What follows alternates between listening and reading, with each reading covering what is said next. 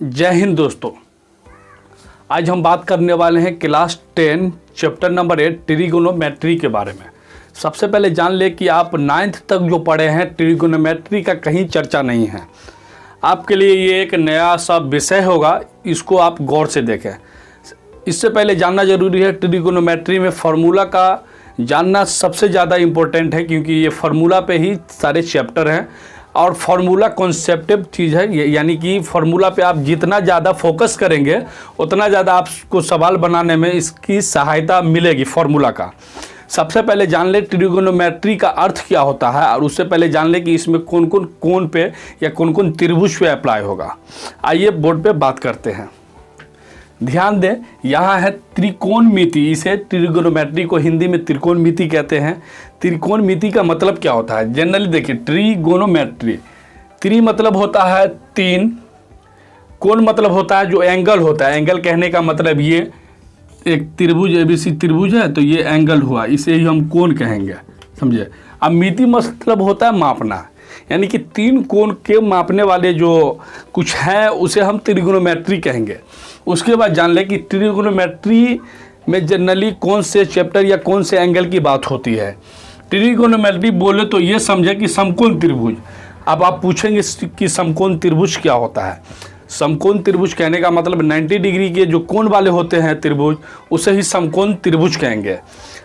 ध्यान दें, यहाँ अब जाने समकोण त्रिभुज क्या है। समकोण का मतलब 90 डिग्री का कोण। 90 डिग्री का कोण कहने का मतलब कि अगर एक सीधी रेखा है, यहाँ ध्यान दें, सीधी रेखा है और यहाँ से इसको हम यहाँ ले लें तो यहाँ एक 90 डिग्री का निर्माण हो रहा है। तो इसी 90 डिग्री वाले में ही समकोण और ट्रिगोनोमेट्री का अप्लाई होगा। और समकोण का ये फिगर ये है, आगे बात करते हैं फिर। अब ध्यान देते हैं समकोण के बारे में कि समकोण क्या होता है। समकोण के बारे में मैंने अभी चर्चा किया है, उस पर पहले इस पर ध्यान दें, उसके बाद हम आगे जान लेंगे कि समकोण का मतलब डायरेक्टली मतलब 90 डिग्री के कोण की जब चर्चा हो तो समकोण की वहाँ चर्चा होती है। उसके बाद आगे जो ध्यान देना है कि यहाँ देखिए, समकोण त्रिभुज की पहले आकृति देखिए। यहाँ जो है एक कोण 90 डिग्री होना एकदम बेहद ज़रूरी है। ये देखिए, ये 90 डिग्री होना काफ़ी ज़रूरी है, 90 डिग्री। उसके बाद देखिए, कोई भी चीज़, जैसे कोई व्यक्ति खड़ा है, यहाँ देखिए व्यक्ति खड़ा है, कोई व्यक्ति है यहाँ खड़ा है, तो ये निचली पोर्शन को कभी भी हम आधार कहेंगे, इसीलिए आधार ये होगा इसका। और लंब की बात करें तो जो खड़े वाले होते हैं पोर्शन, इसे हम लंब कहेंगे। और कर्ण के सामने वाली भुजा, ये जो कर्ण है 90 डिग्री के सामने वाली, ये जो 90 डिग्री के सामने वाली भुजा को हम जनरली कर्ण कहेंगे। उसके बाद ध्यान दें, ये ABC त्रिभुज है, ABC, जिसका भी 90 डिग्री है, यानी कि समकोण है। 90 डिग्री कहने का मतलब समकोण है। उसके बाद BC इसका आधार है, AB इसका लंब है और AC कर्ण है।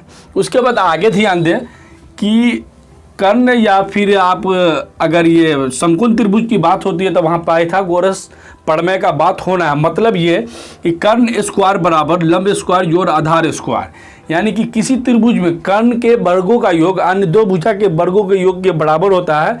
मतलब ये समकोण में अप्लाई होगा और पाइथागोरस प्रमेय इसे कहते हैं। तो ये फार्मूला याद होना आपको आगे समझने के लिए बेहद ज़रूरी है।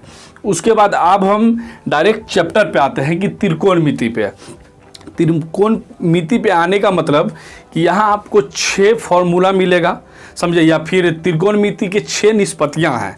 6 निष्पत्तियाँ कहने का मतलब, पहला साइन है, दूसरा कॉस है, टेन है, कॉट है, सेक है, कोसेक है। साइन, कॉस, टेन, कोसेक वगैरह 6 निष्पत्तियाँ है। उसके बाद आप ध्यान देंगे ये कि 6 निष्पत्तियाँ के बाद इसके भी ये रेसिप्रोकल यानी कि उल्टे होते हैं। जैसे टेन का उल्टा कॉट या फिर कॉस का उल्टा सेक, समझ रहे हैं। उसके बाद साइन का उल्टा कोसेक, यानी कि ये उसके उल्टे हैं। आगे देखते हैं आगे क्या क्या होता है।